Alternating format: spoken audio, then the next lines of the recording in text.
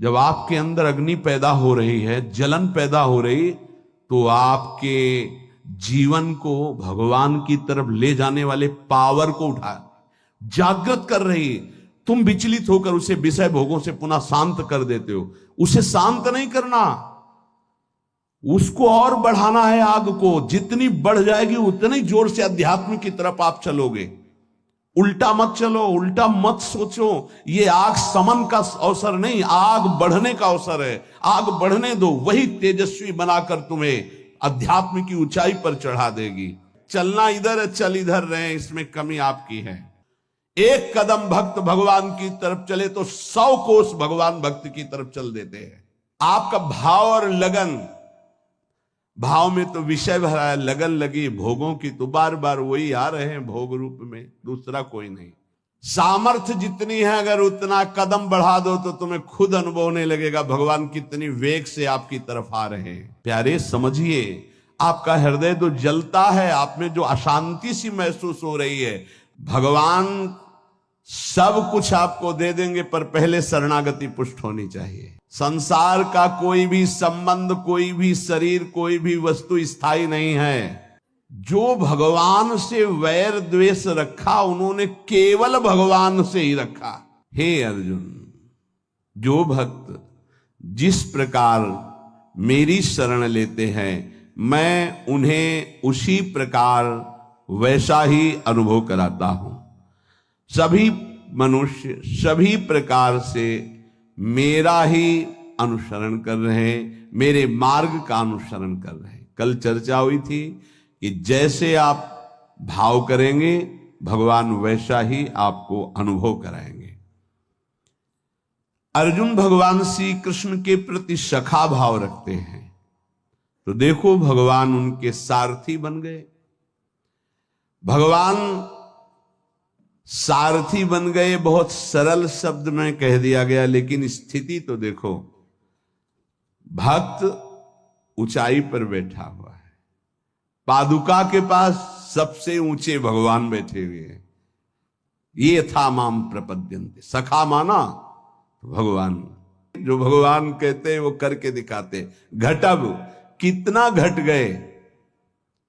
ध्येयम सदा परिभवग्नम अभीष्ट दोहम तीर्थास्पदम शिव विरंच नुतम शरण्यम। वो भगवान वहां बैठे जा अर्जुन जी की पादुका है। क्या सब विधि घटब काज में तोरे। ऐसा कौन स्वामी होगा जो अपने सेवक के लिए ऐसे उतर जाए, घट जाए, अपनी महिमा से उतर जाए। कभी रोना नहीं आता किसी को। मेरे साथ प्रभु कितनी कृपा कर रहे हैं, कभी रोना नहीं आता है। कैसा कपटी संसार है। गुरुदेव अपनी महिमा से उतर करके, नीचे उतर करके हमारे जैसे बनकर हमसे संभाषण करते हैं, हमें प्यार दुलार शासन करते हैं। कभी एकांत में किसी को गुरु के प्रति रोना आया? मोटे मोटे आंसू सामने गिरते देखते हैं अपनी वासना की पूर्ति के लिए, अपने मन की शांति के लिए, हमारे मन को सुख मिले, बस। कभी ये रोते कि अहो कृपालु करुणामय, आपका कैसा स्वभाव है, हे स्वामिनी आपका कैसा स्वभाव है। कभी ऐसा नहीं। विश्वामित्र जी भगवान के प्रति शिष्य भाव किया तो भगवान शिष्य बन गए। अगर थोड़ा भी विलंब पुष्प लाने में हुआ तो भगवान डर रहे थे कि गुरुदेव की संध्या पूजा में विघ्न न हो जाए, गुरुदेव की जो सेवा में थोड़ा भी समय लगा तो डर गए भगवान। शिष्य भाव, जैसा भगवान के प्रति भाव करोगे वैसा ही भगवान आपके सामने आ जाएंगे। अनंत ब्रह्मांड भगवान ने ही अपने आप से ही रचा है। कितना विलक्षण भजन का प्रभाव होता है कि अनंत ब्रह्मांडों का स्वामी आप जो भाव करोगे वैसा आ जाएगा बन के। अगर आप भगवान को भोग रूप में चाहेंगे तो भोग रूप में भी आ जाएंगे। ऐसा ही है, बड़े कृपालु हैं। जिस रूप में आप चाहेंगे भगवान आ जाएंगे। आप आज भी जो कामना करते हैं ना, मेरे भगवान ही आपकी पत्नी बने हुए हैं, पुत्र बने हुए हैं, आपका परिवार बने हुए, आप पहचान नहीं पा रहे हैं। जो हम कामना करते हैं ना कि आज ये, तो भगवान वही बनकर आ जाते हैं, वही पदार्थ बनकर आ जाते हैं, वही व्यक्ति बनकर आ जाते हैं, वही वस्तु बनकर आ जाते हैं। यद्यपि भगवान ही है, दूसरा कोई नहीं है। वही अपने आप को प्रकट किए हैं। उपनिषद में आता है, एकाकी न रमते। खेलने की इच्छा हुई तो दूसरा कोई हो तो खेले, तो अपने आप को इतने रूपों में खेल में फैला दिया। एकाकी न रमते, भगवान ने अपने एकोहम बहुश्यामा, मैं ही बहुत रूपों में हो जाऊं, और वो अपने आप से अपने आप में खेल रहे हैं। 3 खेल हो रहे हैं यहां प्रगट में। एक हो रहा है सृष्टि का सृजन, बराबर चल रहा है, सृजन भी बराबर चल रहा है, पालन भी बराबर चल रहा है, संहार भी बराबर चल रहा है। सृजन होता जाता है, पालन होता जाता है, संहार होता जाता है, सृजन होता जाता है, पालन होता, संहार, ये बराबर लीला चल रही है। किसका सृजन? अपने आप से अपने आप का सृजन। किसका पालन? अपने आप से अपने आप का पालन। और किसका संहार? अपने आप से अपने आप के ऊपर संहार लीला, किसी और की नहीं है, वही है। आप भी वही हैं, पर नहीं समझ पा रहे। भगवान ने कहा यथा तथा, अर्थात मुझे जैसे बसता मैं वैसे, ये यथा माम प्रपद्यन्ते तास तथैव, यथा तथा। भाव और लगन, जिस तरह की आपकी लगन है और जिस तरह का भाव है, वैसे ही भगवान अनुभव में आते हैं। जब आप घोर विषय चिंतन करते हैं तो भगवान विषय रूप में आ जाते हैं। गाढ़ चिंतन विषय का, तो विषय रूप में आ जाते हैं। सलाह दे देंगे आपको, देखो ये विषय जो मैं ही हूं, इसको प्राप्त करना है तो ऐसे चलो, ऐसे प्राप्त करो। वो भले आप निषिद्ध चिंतन कर रहे हैं, जब ज्यादा हठ करेंगे तो आपको वही सलाह देने लगेगा हित। आप ऐसा करो, ऐसे से ऐसा कर लो, ऐसे से ऐसा कर लो। और जब पिटाई होगी तब आपको फिर उपदेश करेगा, कहा था नहीं, नहीं माने तो सलाह दी थी, अब मान लो। हित का बड़ा ही कोमल स्वरूप है।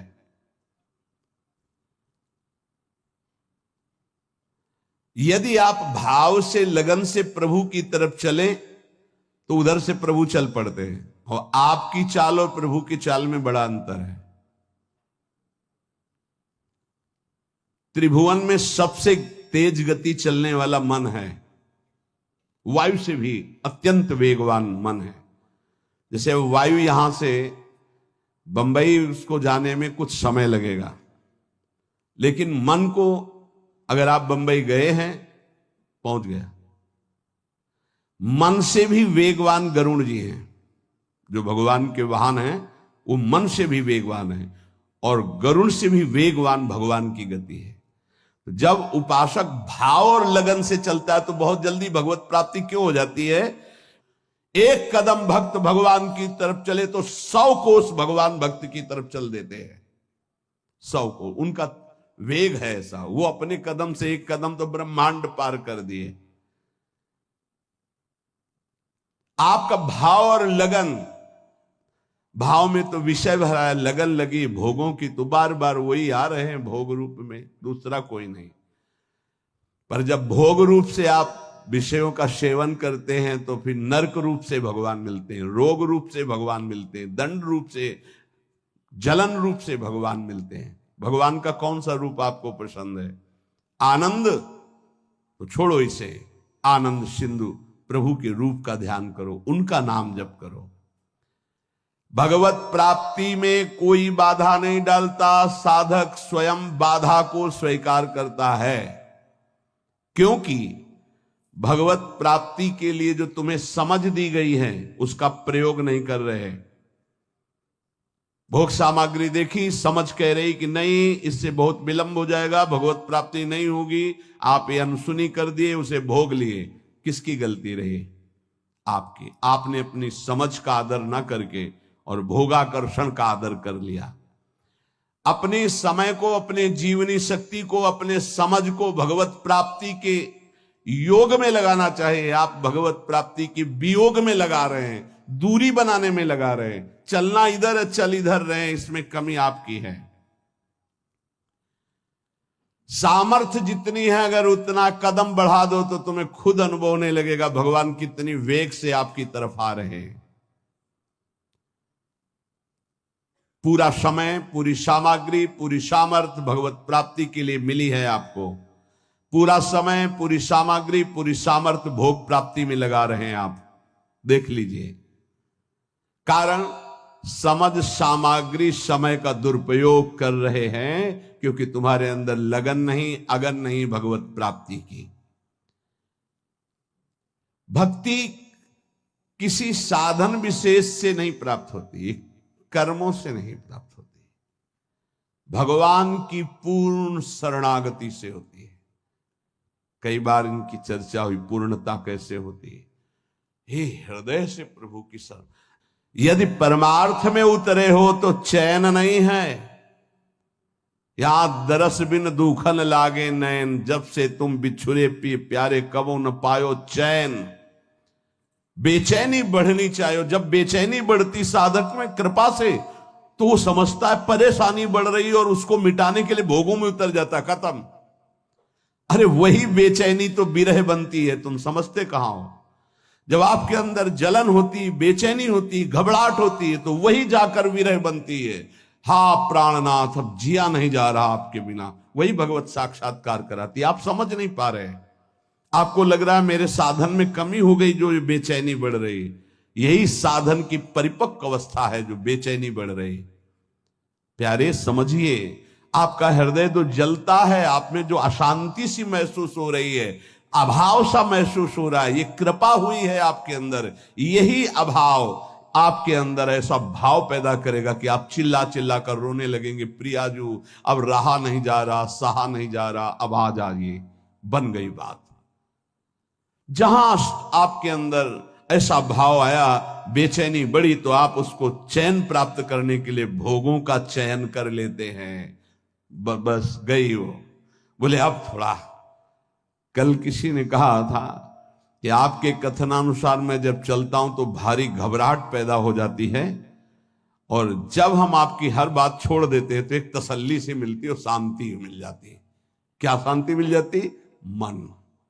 अब विषय भोगने को मिलेगा, अब स्वतंत्रता मिल गई। अब और जहां अनुशासन में वो जलता है कि मेरी हर वासना की आपूर्ति हो जाएगी, आप समझ नहीं पा रहे। वो जो आपके अंदर बेचैनी, वो भगवत प्राप्ति के लिए योग्यता पैदा कर रही है आपके अंदर, पर आपको वो नहीं चाहिए, इसलिए विषय सेवन में शांति लगती।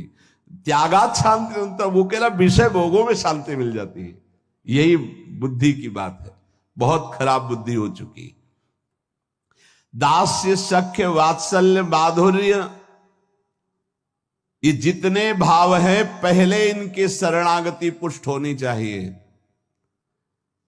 भगवान सब कुछ आपको दे देंगे, पर पहले शरणागति पुष्ट होनी चाहिए। अगर आपने अपने आप को श्री भगवान को दे दिया तो श्री भगवान अपने आप को आपको दे देंगे। सौदा बहुत सस्ता है। हमने अपने आप को तो भोगों में दे रखा है। अगर हम अपने आप को श्री भगवान को दे दे, श्री भगवान हमें अपने आप को दे दे, कितना सौदा सस्ता है। अगर शरणागति पक्की हो गई तो भगवान त्रुटियों की तरफ नहीं देखते। राहत न प्रभु चित चूक किए की, करत सुरत 100 बार ही की। प्रभु उसके हृदय की बात देखते कि मेरा शरणागत हो गया, सैकड़ों त्रुटि हो जाए तो भी ध्यान नहीं देते। कितनी कृपा है। जैसे पीछे आपने सुना था कि भगवान कह रहे हैं मेरे जन्म कर्म को दिव्य मानने वाला पुनर्जन्म को प्राप्त नहीं होता, ऐसे ही मैं प्रभु का हूं, प्रभु मेरे, उसका पुनर्जन्म नहीं होगा। शरणागति का शुद्ध स्वरूप। हमारे माई श्यामाजू को राज, मेरी श्यामाजू मैं श्यामाजू का, ये सूत्र समझ लो। प्रभु को अपना मानने वाला अगर उससे त्रुटियां भी होती तो प्रभु नहीं गिनते। जन अवगुण प्रभु मान न कहो, उसको भगवत प्राप्ति हो जाएगी। मैं प्रभु का प्रभु मेरे। बस किसी भी दबाव में आकर बीच में तीसरा नहीं हो जाना चाहिए। मैं प्रभु का प्रभु मेरे, फिर मैं प्रभु का ये भी विस्मरण हो गया, केवल प्रभु मेरे। चाहे समझ में आए या ना आवे, इतना समझ लो, संसार का कोई भी संबंध, कोई भी शरीर, कोई भी वस्तु स्थायी नहीं है, कोई भी पद। लेकिन ये बात सदा तुम्हारे अंदर स्थायी बनी रहेगी, मैं प्रभु का प्रभु मेरे। अगर आ गई है, शरीर छूटा किसी भयानक अपराध से, अगर फिर जन्म हुआ तो ये बना रहेगा, मैं प्रभु का प्रभु मेरे। ये आपको परम पद प्राप्ति करा देगा। अवश्य अवश्य भगवत प्राप्ति हो जाएगी। तो अगर भगवान से कोई दुश्मनी कर ले तो उसे भगवत प्राप्ति हो जाएगी, द्वेष कर ले तो भगवत प्राप्ति हो जाएगी, क्योंकि प्रभु से ही तो जुड़ा है वो। भगवान को गाली दे, अपमान करे, नास्तिकता, बिल्कुल भगवान से बैर माने, उसे भगवत प्राप्ति हो जाएगी। यहां की जैसा कहा कि जैसे भक्त भजता है मैं वैसे भजता हूं, तो वो वैर से भजेगा तो वैर से ही सही, पर भगवत प्राप्ति तो हो जाएगी ना। बोले नहीं, भगवान ने एक शब्द कहा है, ये यथा माम प्रपद्यन्ते। प्रपद्यन्ते माने शरणागति। शरण में, मेरी शरण में होकर जैसा भाव करता मैं ऐसा अनुभव कराता हूं। तो वो जो भगवान की निंदा करता, भगवान की शरण में थोड़ी है, उसको तो नरक की प्राप्ति होगी। बोले शिशुपाल ने भी तो निंदा की थी, तो रात दिन भगवदाकार वृत्ति रहती थी उसकी। उसे उठते बैठते चलते फिरते कृष्ण ही नजर आते थे। कंस ने भी तो द्वेष किया, तो उसको दाल में जीरा भी कृष्ण ही नजर आते थे। जिधर दृष्टि डालता कृष्णाकार वृत्ति थी उसकी। ये छोटे मोटे बैर वालों को यमराज ठीक कर देते हैं, उनको भगवान को नहीं अवतार लेना पड़ता। ये जैसे ना कि भगवान की निंदा कर रहे हैं, भगवान की अवहेलना कर रहे हैं, नास्तिकता कर रहे हैं, इनके लिए शासन विभाग है यमराज, वो अच्छी धुलाई करके। देखो यहां चाहे जितना आप अपने को बलवान समझें, कंबल डाल के कुटाई होती जेल में।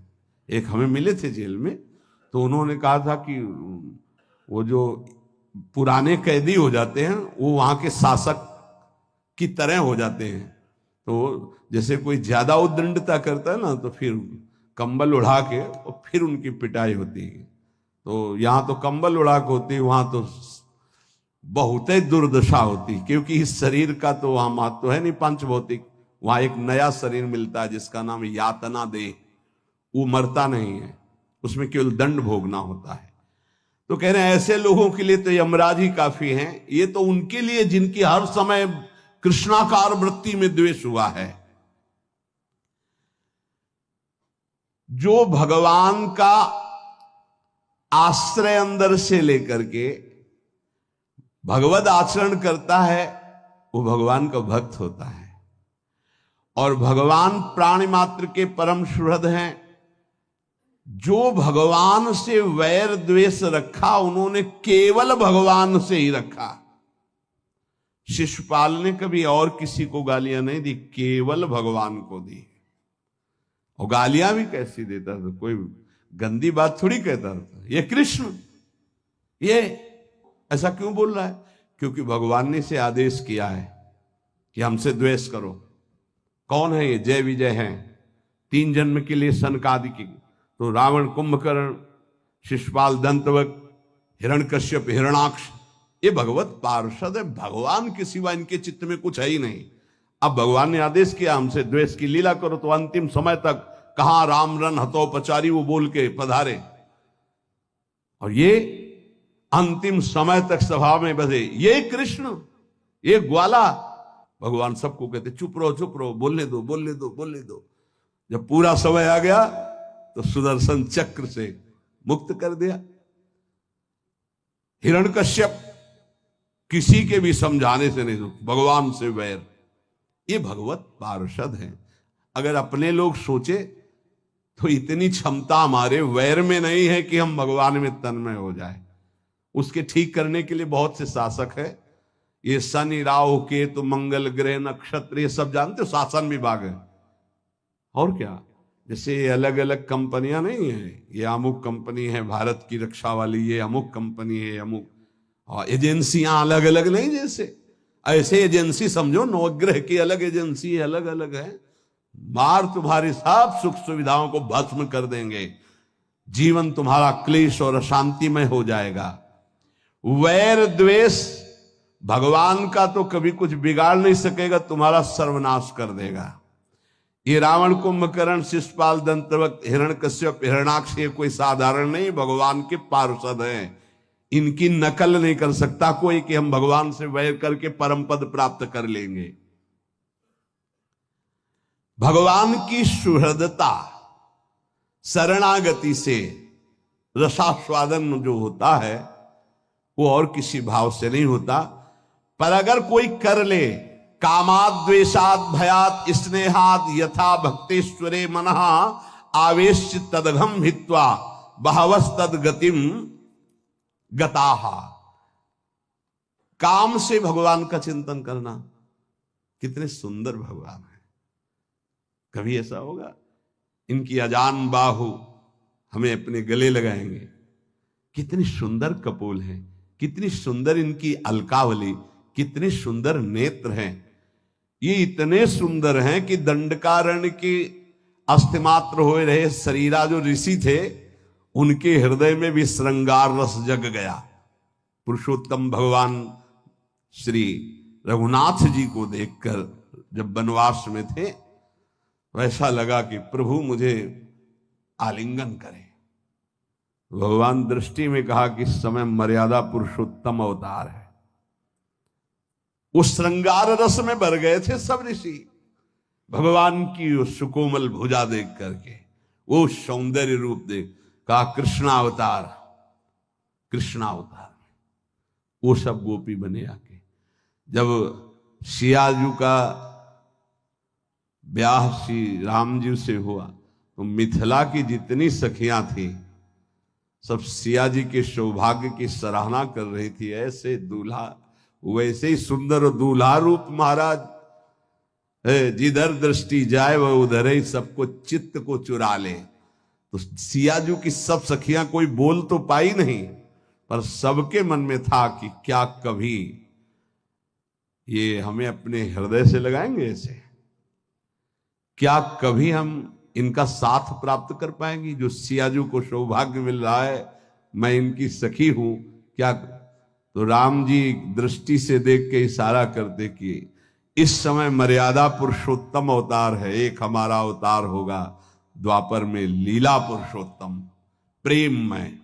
आओ सबको निमंत्रण दे, आओ वहां आपके हर चाह पूरी होगी। दृष्टि से देखना, मंद मुस्कुरा देना, बाहु प्रसार परिरम, आओ। आलिंगन ही नहीं, परिरमन, गाढ़ आलिंगन, नृत्य, उच्छिष्ट का पान करना, अधरामृत का पान करना है। जिस समय भगवान रास मंडल के अंतर ध्यान होने के बाद जब प्रकट हुए तो गोपीजन ने एक चुनरी डाल दी अपनी, चुनरी के ऊपर चुनरी। जब उस पे बैठे तो सुखदेव जी कह रहे ओहो, साधना से परम पवित्र किए हुए बड़े बड़े योगींद्र मुनींद्र अपने हृदय में जिनका ध्यान धरने की चेष्टा करते परीक्षित, वो भगवान गोपियों की ओढ़नी पर बैठे। एक और वेद की ऋचाएं नेति नेति कह के वर्णन करते ही उन्होंने कहा प्रभु कभी साक्षात आलिंगन करने का अवसर मुझे आओ। कृष्णावतार में दंडकारण्य के ऋषि, मिथिला की सखिया और श्रुति जो वेदों की ऋचाएं, वो साक्षात गोपी भगवान उनका जो भाव है उसी सुख को प्रदान कर रहे हैं। किसी भी तरह से भगवान काम और द्वेषाद, द्वेष भी ऐसा कि केवल भगवान से हो, बस दूसरा नहीं। इतनी अनन्यता तुम्हारे द्वेष में हो, दूसरे से द्वेष नहीं, केवल भगवान से। कामात द्वेषात भयात, भयभीत होकर के भगवान का चिंतन होना, स्नेहाद, प्रेम से, सौहार्द से, किसी भी तरह से यदि भगवान में मन लग जाए, काम से, द्वेष से, भय से, स्नेह से, किसी भी संबंध से, तो कह रहे हैं वो सारे पाप नष्ट करके वो चिंतन भगवत प्राप्ति करा देता है। इसलिए ये यथा माम प्रपद्यन्ते तास तथैव भजाम्य हम, भगवान कहते जो मुझे जैसे भजता है मैं उसको वैसे भजता हूं। तुम्हारे द्वेष में इतनी ताकत नहीं कि आकाश से द्वेष करके कुछ प्यार कर लो। प्रेम करने का अवसर आया भगवान के नाम से, रूप से, लीला से, धाम से, परम मंगल हो जाए। एक बार हृदय में फिर बैठा लो। तुम्हारी पांचों ज्ञानेंद्रिया और मन तुम्हारी दुर्गति करते आए हैं। यही तुमको आगे बढ़ने में इस समय जो आपको भगवत मार्ग मिला है बाधा पहुंचाएंगे। इनकी मांग को मत मानो। जबान कहती अच्छा अच्छा पाऊं, ये जबान कह रही रसेंद्री की बात है प्यारे, तुम्हारी मांग नहीं, तुम समझ नहीं पा रहे। इंद्रियों की विलासता तुम्हें नारकी गतियों में पहुंचा देगी। क्या क्या पूरा करोगे, कब कब पूरा करोगे। देहूती जी आदि सम्राट महाराज मन की पुत्री है। जब करदम जी से ब्याह हो गया, चले गए मन शत्रुपा जी। वो तो अपनी साधना में, सेवा में लगी रही। कई वर्ष तक कोई चेष्टा नहीं। आंख खुली, एक दिन देखा तो झुर्रियां पड़ रही हैं, शरीर सूख गया। कहां राजकुमारी और कहां एक ऐसे महान तप संपन्न ऋषि की सेवा पति रूप से। क्या चाहती हो तुम, बहुत कृश हो गई हो, क्या चाहते हो। अब भगवान गृहस्थ में तो पाणी ग्रहण जैसा भाव हो गया, लेकिन गृहस्थ धर्म की पूर्ति तो हुई नहीं। अच्छा, तो इस सरोवर में स्नान करके आओ। जे ही सरोवर में डुबकी लगाई, ऐसा सुंदर रूप स्वस्थ प्रकाशित हुआ। संकल्प किया, कितने खंड का विमान तैयार हो गया। देवराज इंद्र के पास भी वो विमान नहीं। ऐसा आकाशचारी देव गंधर्वों को भी मोहित कर ले ऐसा विमान, और सब विश्व ब्रह्मांड की भोग सामग्री 9 रूपों में अपने आप को विभाजित किया। क्या क्या बाद में देहूती जी के वचन भगवान कपिल देव जी से थे कि बेटा अब मुझे बचा लो, उद्धार कर दो, तुम पुत्र रूप में आए हो, प्रभु हो मैं जानती हूं। ऊब गई इन दुष्ट इंद्रियों से। महायोगी करदम जी 9 रूपों से अपने को विभाजित करके ऐसे विमान पर आकाशचारी देव गंधर्वों को भी मोहित करने वाले विलासिता भोग से संपन्न, न जाने कितना वैभव सुख सब। तब देहूती जी ने कहा मैं ऊब गई इन दुष्ट इंद्रियों से, कभी ये तृप्त नहीं होंगी, भगवान कैसे विश्राम मिले। तब उपदेश किया भक्ति योग का, सांख्य योग का, अष्टांग योग का, कैसे परम पद प्राप्त होता है। तो बात मान लो।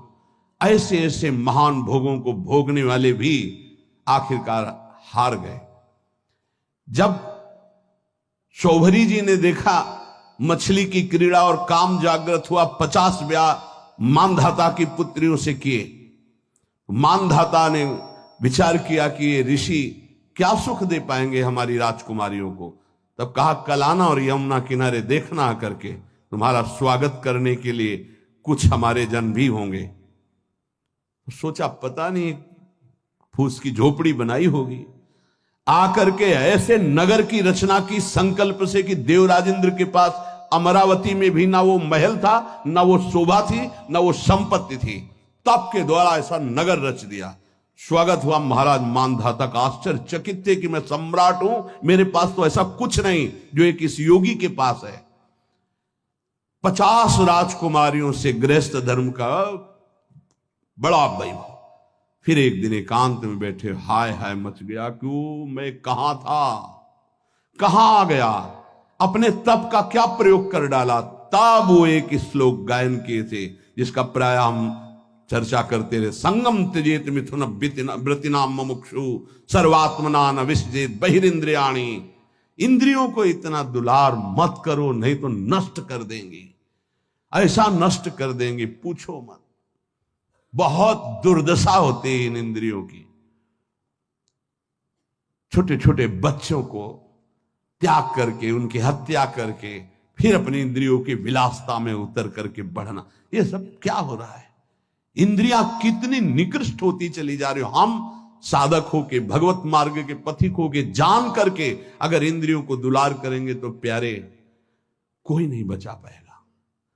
ये माया रौंद देगी। इसलिए प्रार्थना है, जितने से भगवत भजन न छूटे उतना तो दुलार करो।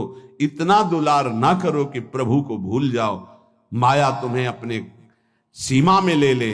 बहुत बहुत जन्मों के बाद हमको ये अवसर मिला, चूको मत।